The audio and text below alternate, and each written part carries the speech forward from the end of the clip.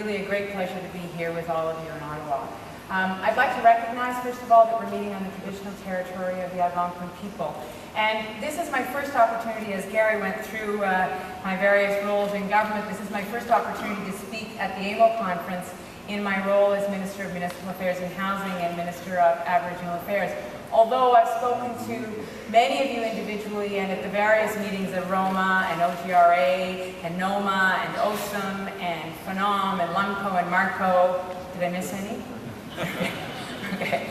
I really do appreciate the time you take to keep me informed, especially at the AMO Memorandum of Understanding table that meets with me and my colleague ministers on a monthly basis. Thank you very much for that time. And congratulations to Russ Powers, your new AMO president. Russ, I look forward to working with you to further strengthen our provincial-municipal relationship.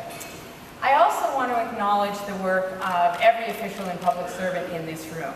You're working to improve your communities, and when I meet with your delegations, I'm so aware of your commitment, your first-hand knowledge, and your perseverance, sometimes under difficult circumstances. So thank you for bringing your talents and ideas to the public sector. I'm sure many of you, like me, watch the Olympics. I love the Olympics. I celebrate each athlete's commitment and his or her intensity. As I watched the games earlier this summer, I was again especially proud of the determination and humility of our young people. Each one of them is such an outstanding success just by making it to the Olympics.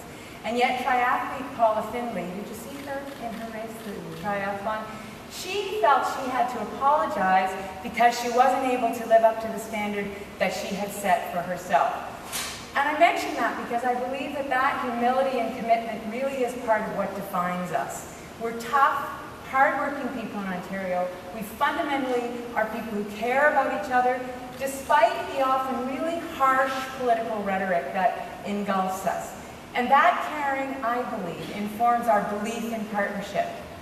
Many of you know that one of the reasons that I got involved in provincial politics in the first place was concern about the deterioration in that relationship between the provincial government and municipalities.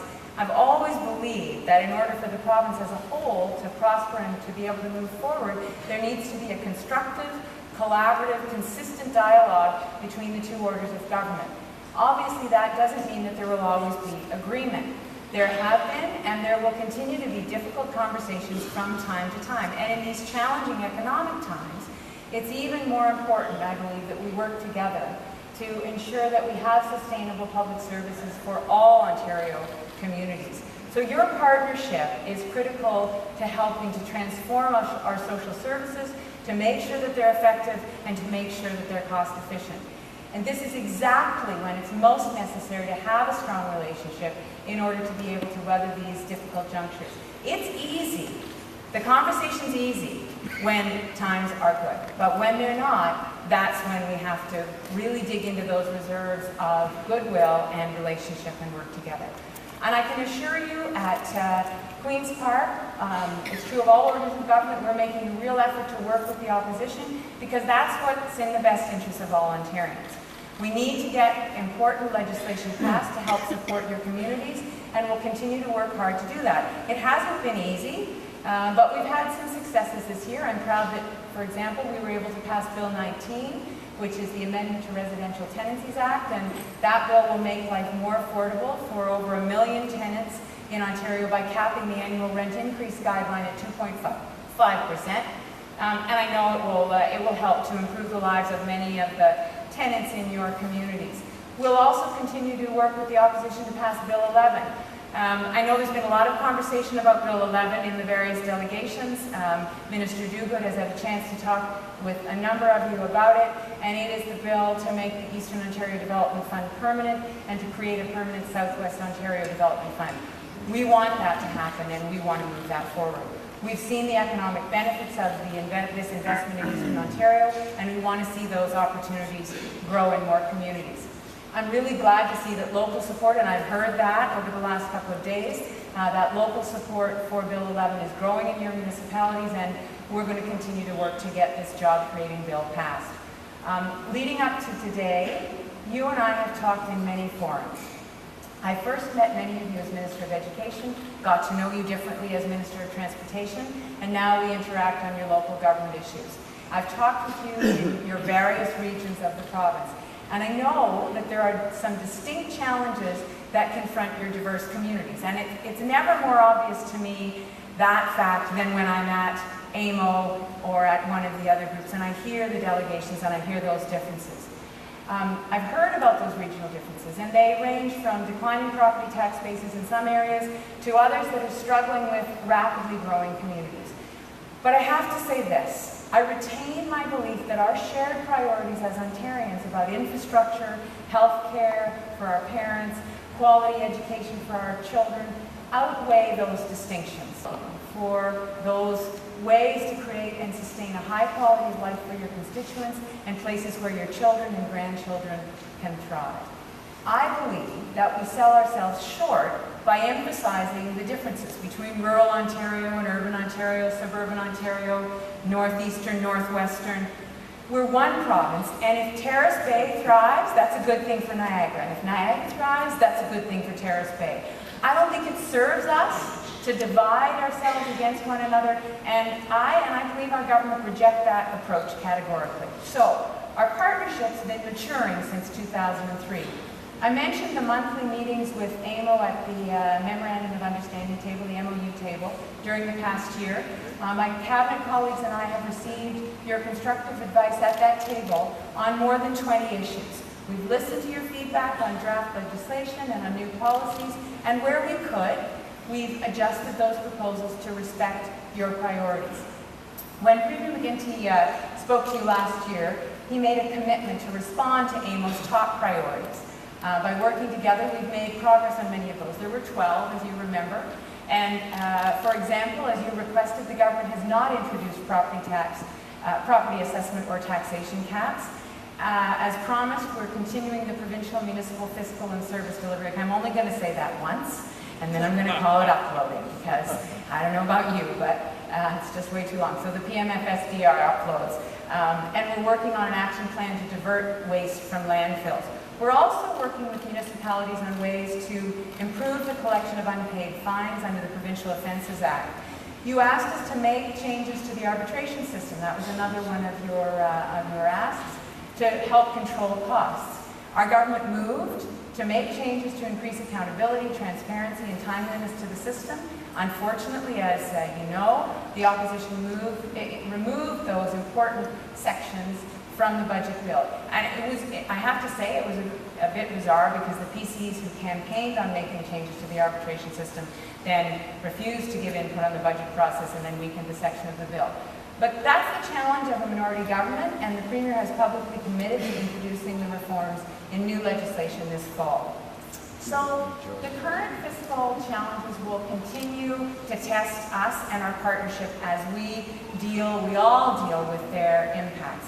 We've committed to reviewing all programs, including the Ontario Municipal Partnership Fund, the AMO money, and since May we've had a number of positive and really comprehensive discussions with municipalities, with AMO and our partner ministries about how best to transform the OMPF.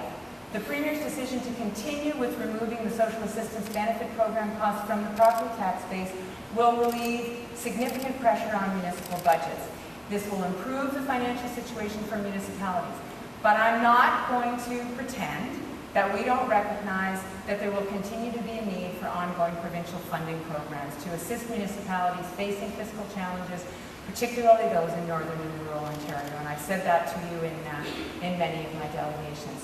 While the design of the revised program has not been finalized, we understand that one-size-fits-all doesn't work and is not suitable given the broad variety of municipalities across the province. So we remain open to receiving further input, and we understand that for some of you, the details regarding the OMPF for you will be an important aspect of your 2013 municipal budget planning process. So with that in mind, we intend to provide details regarding the 2013 allocations as early as we can this fall. We'll move on that as quickly as we can. This year alone, the province is providing over $1.8 billion to municipalities to the combined benefit of both OMPF grants and provincial uploads. And that's about 3 times the level of funding provided under the previous program. The measure of our partnership capacity, I think, is the speed and efficacy with which we respond to each other's traumas.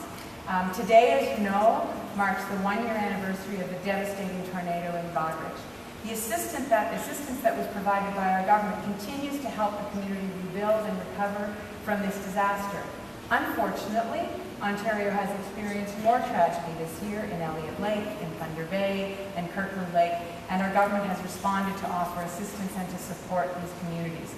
I think that there's a broader conversation to be had about the changing weather patterns and the implications for provincial and municipal governments. And there was an interesting article in the Toronto Star this past weekend about just this issue, the changing weather patterns and their impacts. And I know that ministers across the country are talking about the kinds of changes that are going to demand flexibility and reform in terms of our responses. It's a discussion for another day. It's going to require input from all levels of government, but I think it's one that we can't deny. Just to continue on the theme of partnership for a minute, we've worked together well to invest in infrastructure, build affordable housing, and to move to a solid asset management regime across the province. And I know that you'll be discussing asset management with Minister Shirley tomorrow. But I'm pleased to let you know that Ontario will provide $750,000 in funding over 3 years for social housing asset management planning for eligible service managers. I've said to a number of you that sometimes housing isn't thought of as infrastructure, but I can tell you that the housing needs are great, and so we want to make sure that we have the same incremental approach to housing as we do to other infrastructure. On the housing file, we're working on ways to continue to provide municipalities with the assistance that they need to provide the most effective ways possible to combat homelessness. We've been in discussion with AMO on this issue as we consolidate funding from 5 existing housing and homelessness programs into a single new program. And this new Community Homelessness Prevention Initiative, or CHPI, because who wouldn't want another acronym, will provide $246 million in funding to municipalities, and it will create the kind of flexibility that you have asked us for in order to be able to allow you to allocate resources according to your local needs. Working with you and the partnership with federal government, we've made progress on the affordable housing. We've injected more than $2.5 billion into the sector, which is a historic investment in Ontario. This past November, our government signed the Investment in Affordable Housing Agreement with the federal government, and this guarantees $481 million of new funding for affordable housing over 4 years. But this chart, if you just take a look, this chart tells a story about what's going to happen over the next few years. Beyond 2014, there's no commitment from the federal government for either affordable housing or homelessness. If this trend continues, the federal contribution to social housing will decrease to 0 in just 20 years. So on both of these files, infrastructure and housing, we need your help and support. We've begun the discussion at the AMO MOU table, but I want to ask you directly to call on the federal government to continue to partner with us. Now, I've taken it as my responsibility. I've had a conversation with Minister Diane Finley about the housing file. We've talked about 2014, and she is well aware that that is a date that's looming. I've also talked with colleague ministers across the country, and so I am working at the provincial and federal level as well. But I think a national infrastructure program and a long-term federal commitment for housing are critical components of sustainable community building, so that we need that federal partner at the table with us, with you, with us, so we can work together. I want to touch on some of the other issues that you frequently ask me about. First of all, policy reviews. Most often you ask me about land use planning documents. The current review of the provincial policy statement has been a really good opportunity to get your feedback on community innovation and sustainability, and to see if the policies we currently have in place are providing appropriate direction. My priorities for this review include providing better direction on achieving healthy, active, and sustainable communities, while ensuring the wise use and management of our natural resources. And I think some of you have heard me say, when I was Minister of Transportation, that I think as a culture, we have thought about our resources as being infinite, and we haven't necessarily planned for finite resources. And what we've tried to do is to change the culture around that. On the next steps on the provincial policy statement, we anticipate draft policies may be available this fall, and then we're going to be looking for your input on those policies, and that'll be an especially important discussion. The full review should be complete by 2013, and then the new policy statement issued then. Second issue I'm often asked about is the Ontario Municipal Board. And you will know that responsibility for the Ontario Municipal Board is shared between Municipal Affairs and Housing and the Attorney General. But in June, I hosted a roundtable to discuss all aspects of the land use planning system, including the OMB and local appeal bodies.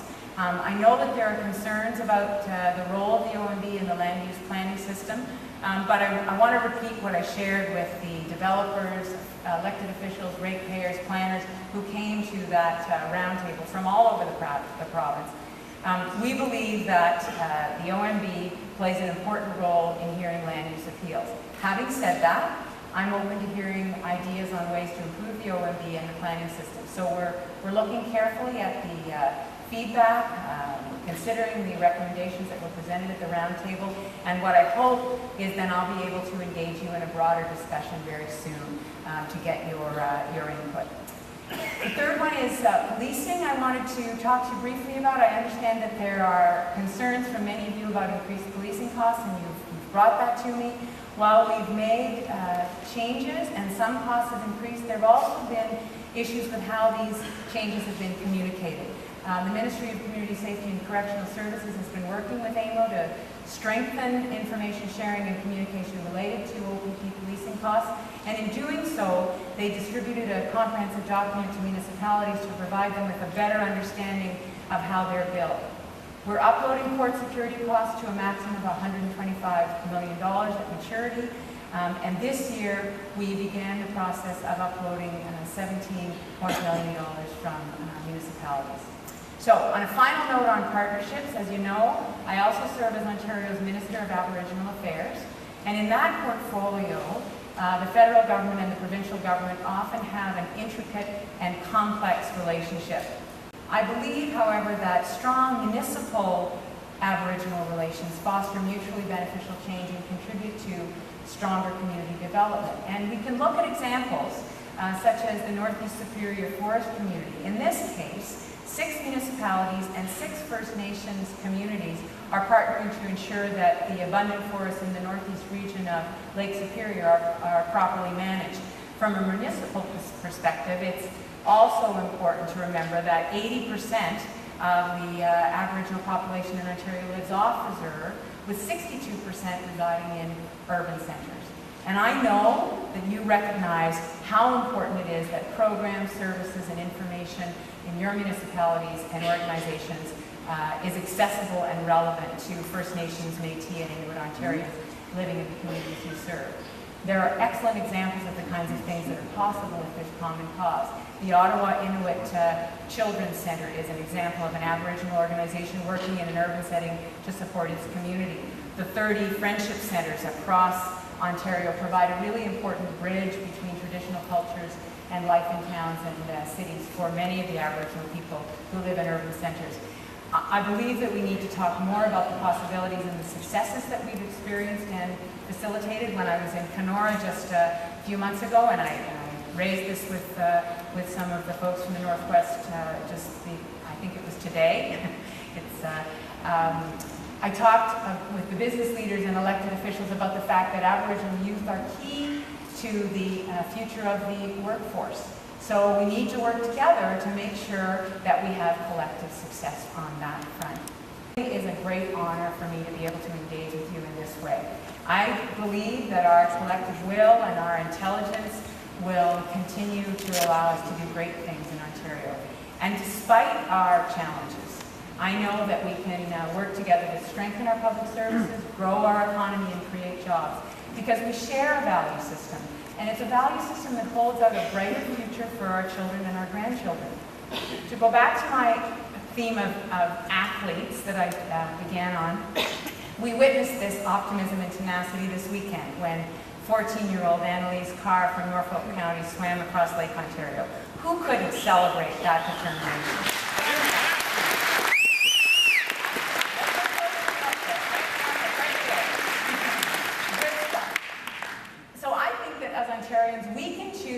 embrace and emulate that optimism. And we can choose to reject the pessimistic view that things can only get worse. And that's why we'll prevail in the face of fiscal challenge. That's why we'll be able to continue to work together to make that optimistic future a reality. Thank you so much for everything that you do. Thank you for having me. Thank you for your partnership. Merci, le Brech. Sharon Barkley, councillor from Milton, just launched right into it there. As you know, the FIT rules were just released. About a year and a bit ago, our municipality, on behalf of our community, signed an agreement, an MOU with our local LDC. For your question, thanks for your community's commitment to green. We did have a very extensive review of the Green Energy Act, which has been enormously successful over the past couple of years, both in terms of jobs, investment, and the thousands of projects that have been completed or are proceeding. One of the things that we heard during the review was that we should find ways of making sure that projects tend to go to places and communities where there is a broader base of community participation and support. So we developed, after hearing literally thousands of different submissions and comments, we developed a point system. Now, no point system is going to be perfect, and we came up with an allocation of points to try and make sure, as I say, that we're going to get the right type of projects, hopefully in the right places, which will float to the top and be the priority. So we identified municipal support as a very important component, and that's why it received points allocation in the system.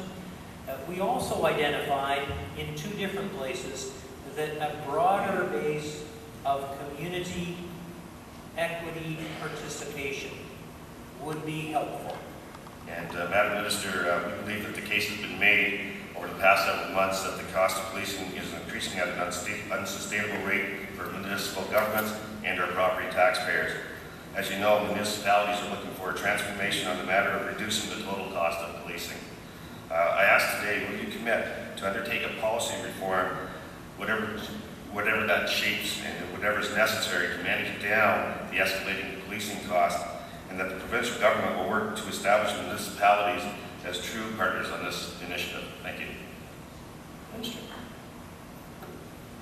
Excellent question. Yes, I've heard since I became the minister, since October, quite a few municipalities speaking about it. And as you know, we've done quite a few things to make sure that first the municipality knows what they're paying for. And secondly, out of the summit on sustainability of policing, there was a committee that continued to review what is the core responsibility of police. Is there something that the civilian can do? So this is something that we will continue to review. And the last thing is that I've asked my ministry to set up a committee that will review the distribution of police costs among municipalities. Why don't we look at other models that exist elsewhere, either in Canada or in North America or elsewhere in the world, where it would be more fair?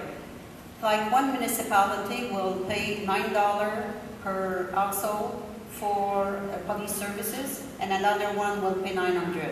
So there is question about fairness, and I'm committed to, and I asked the OPP, my ministry, the OPP, AMO, and the Association of Police Service Board to sit on committee and to review. So I asked the ministry to set up that committee, and yes, we will review that. Last year I met with you at the podium because I didn't have a chance to ask you the question, but I talked to you about the overruns in the health system, the costs that are out of sight, and that was before Orange and before eHealth. What I was concerned about was consultations, because administrators of hospitals should be able to make decisions without paying consultants all the time to make those decisions. So my question to you is, when are you going to shake up the Ministry of Health, change the whole focus, go to what is right for patients and not what the cost is? Because I can give you a lot of examples of where cost was the factor, and then it cost us a whole lot more because we didn't look at the health issue first. Thank you, Councillor. So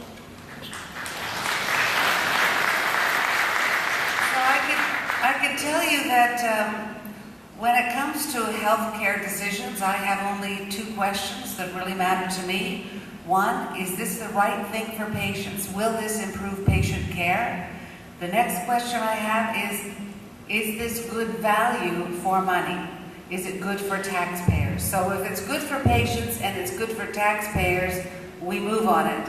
If it's not, then we have to drive change.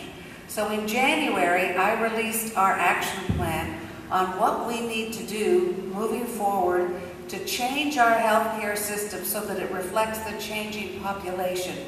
Our population is aging. Our population is growing. Healthcare is changing, but our healthcare system hasn't changed to reflect our changing population. So we're moving forward on the elements of that action plan. It's about a focus on wellness, so keeping people out of the healthcare system. It's about much better access, faster access to primary care, making sure that everybody has a doctor and they get access to that doctor when they need to, because we waste a lot of money with people going to emergency departments when they don't need to. And we're working very hard to provide the right care in the right time and the right place. So if a nurse practitioner could do a job, let that nurse practitioner do that job. If we don't need a doctor doing it, let's get somebody else doing it. Lots of elements happening. We're putting our money where our mouth is when it comes to community-based care, because that's where the greatest opportunities are. We've got too many people in hospital who don't need to be there, so let's build the capacity in the community. We're driving a lot of change in healthcare, but we're doing it, and not everybody's happy with it, but we're doing it because we have a moral responsibility to protect universal health care for our generation and for our kids' generation and for our grandkids' generation. So that's what we're doing. Across Ontario. Membership is up, revenues are up, business incubation with high success rates, protecting our local downtowns, promotes businesses, location and expansion. It's the best local job strategy, and it's part of a healthy, active, sustainable communities initiatives. We are patiently waiting for those next steps. Minister, what are those next steps? Could you inform us, please? Thank you. Thanks for the great question. Next steps, there are so many next steps that we need to take, but let me just preface it by saying that the Ministry of Agriculture, Food and Rural Affairs' #1 job is to do everything it can to get the best tasting, safest, and most nutritional food in the world on more and more Ontario tables. A relationship as we work together on these locally relevant social and economic issues. Well, thanks, Karen. Thanks for the question. And I had heard about, actually, we just had a St. Thomas councillor up at the mic and the Autism Awareness Day. I think the raising of that flag was a great idea. And those kinds of awareness activities are things that I know all municipalities take part in. I guess, from my perspective, two things on that evolving relationship. I think that in general, it's really important that the province and municipalities work together, because you are the front line in terms of getting information about what is working and what's not working. And from my perspective, one of the things that we have to do better as government is integrate services, and that leads me to my second point, which is housing. And I've spoken to a number of folks here about my vision of affordable housing, social housing, the need to make sure that we build more affordable housing. We need to do that, and I spoke about that in my remarks, that we need the federal government and the province and the municipalities working together. But we have to go beyond just the physical, the bricks and mortar, the units. We have to think about what are the supports that need to be in place in order to make that housing as functional as it can be and have it actually meet the needs of the people in your community. So whether we're talking about mental health or whether we're talking about seniors, whether we're talking about poverty issues, there are complex issues, complex social issues attached to what looks like a straightforward transfer of dollars to build housing. So I think that's the kind of example, and what I've said to folks here is, you know, as we provincially try to work to integrate those services, and Deb Matthews and my officials are talking right now about how better to tie those housing dollars to the services and look at the models around the province where that has been done very well. At the same time, we need to hear from municipalities about the barriers, the concerns, what prevents that kind of integration on the ground. So I think it's great to raise the autism flag, you know, that kind of symbolic gesture is really important, and it'd be great people do that kind of thing. But we also need to work on those other issues of integration.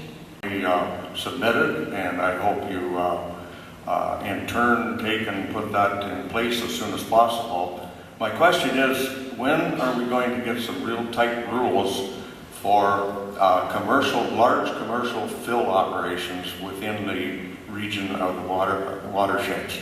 It's a big problem. We've had a problem with it, and we'd like to know if we could get some help from the Minister of Environment. That's an excellent question, because a number of municipalities, particularly those who are on the periphery of the GTA, the Greater Toronto Area, have drawn that challenge to my attention. What in essence is happening, that in the City of Toronto and the surrounding area, there has been probably unprecedented construction taking place at the present time, and the soil is being trucked to various parts of the province, particularly those areas which might be close to Toronto and the surrounding area. And there is a concern, legitimate in my view, that is expressed as to the quality of the soil. And that is why our ministry has put together a working group with municipalities, representatives of the industry, and others to determine best practices and to determine the appropriate way in which to address the problem of determining how much contamination, if any, might be found in those soil. We have had extensive consultations. They are continuing, but they're coming close to an end. And in a number of instances today and yesterday, where I met with individuals from those communities, we have been gathering ideas, either individually from the communities or from our working group, on how we must address this issue. We are prepared to be completely cooperative, not only with those municipalities who have expressed concern, but with all municipalities in developing the appropriate levels and developing the appropriate practices. And I can assure you that we will be sharing those with municipalities in the relatively near future. Thanks for the question. Very much appreciated. We launched the Green Energy Act a couple of years ago as a way of accelerating our determination to get out of coal. It is all about health. Burning coal dirties the air. Dirty air makes people sick. It was costing billions of dollars every year through our healthcare system, which all taxpayers were paying, and many, many lives and many more illnesses. So we made a very clear determination to get out of coal. Not easy, especially since many surrounding jurisdictions are still burning it. And fully reimburse rural municipalities for lost property tax revenues. And I guess the question would be for Minister McMeekin, and perhaps through you to finance. Yeah, thanks for the question. It's come up in a number of our individual sessions that we've had. My ministry, I suspect also Minister Gravel's work as well around the managed forests. As I understand it, Michael, you might want to add in here. I understand the Ministry of Finance is currently reviewing that, looking at that. Yeah, certainly, we had a discussion about it yesterday with the Eastern Ontario Wardens, and Ministry of Finances had a number of meetings in relation to it. There seems to be a number of concerns that the Ministry of Finance have identified, which basically relates to what they believe are miscalculations in terms of revenue loss and that the municipalities have identified, and also the fact that indeed the province has, of course, contributed significantly more in various different programs that make a real difference as well. So I know that the Ministry of Finance is very engaged in this process and are willing to, not willing, they're engaged in the process and are going to be continuing to meet to try and sort this out. So I'm not sure if I dealt with it in the fashion that you are hoping I would, but it's, that is my understanding.